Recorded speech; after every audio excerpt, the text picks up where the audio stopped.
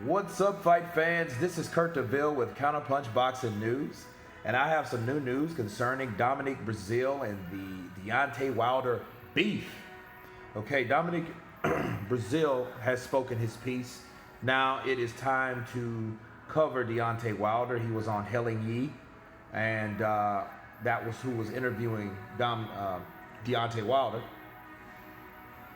And Deontay Wilder did give his side of the story in much more detail than he ever done before concerning the lobby ballroom brawl in Alabama, okay, with Dominic Brazil.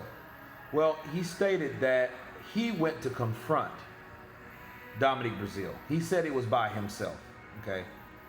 I guess, or I'm assuming that when he went to see Dominic Brazil, he was by himself.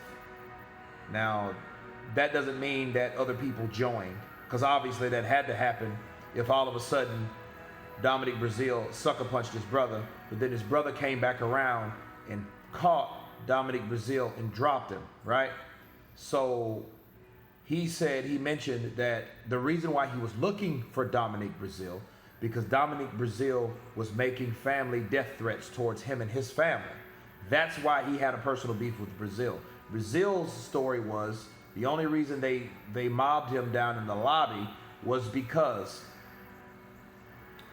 he was cheering on for Jarrell Washington while Washington was fighting Deontay Wilder, right? So the stories and the kids, they didn't know where.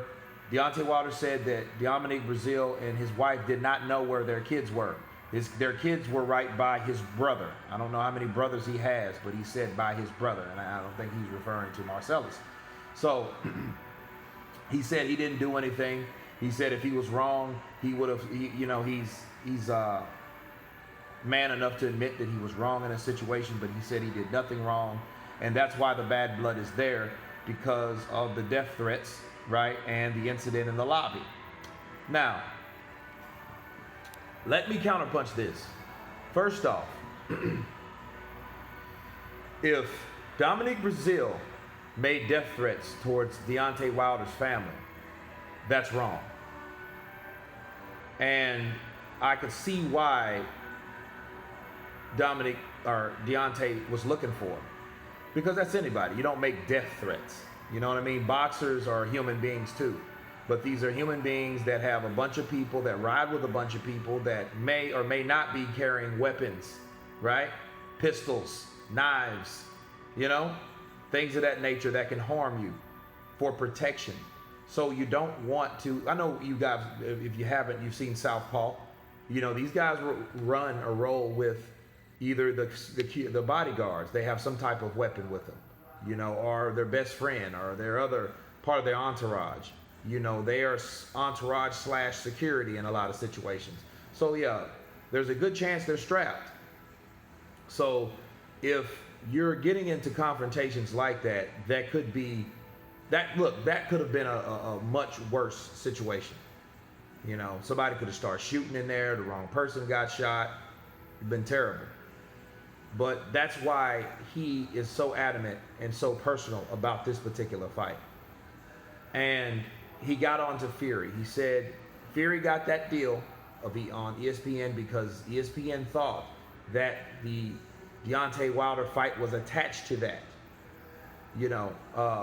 That's the only reason they signed Fury, and they're going to find out that Fury isn't the fan-friendly fighter that they think he is, and he won't entertain with his boring style.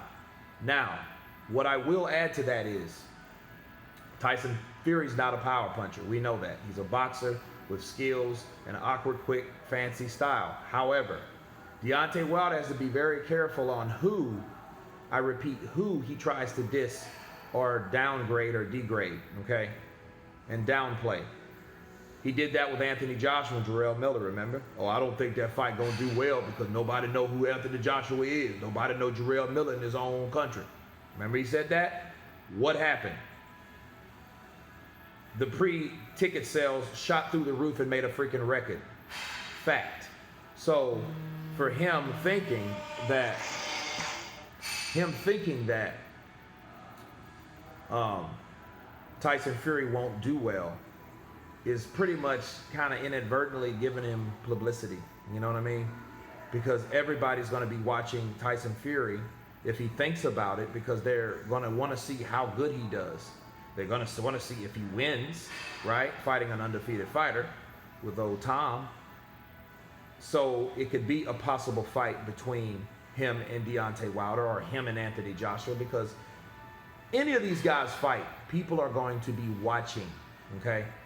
Watching with great anticipation with all of these guys, because the fight is with each other, not with other people. And if they fight other people, that fight is to make sure that they win.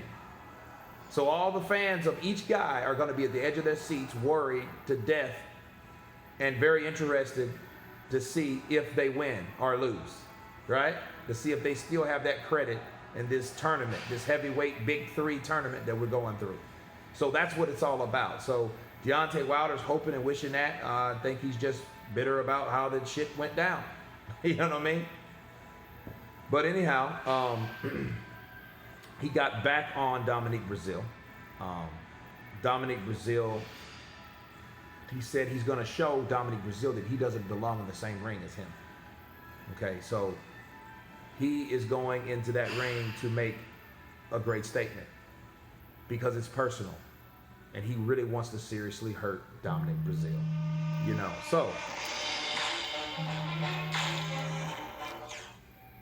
so that was this particular interview in a nutshell. He did mention Anthony Joshua, but I've already covered that in other videos, so that's irrelevant. Same old shit. But anyway, you guys tell me, who do you think is telling the truth between the beef with Breazelle and Wilder? And was Tyson Fury's deal strengthened by the attachment to Deontay Wilder? You guys tell me. Please like, share, and subscribe and all that good stuff. Until then, you guys been counterpunched. Peace.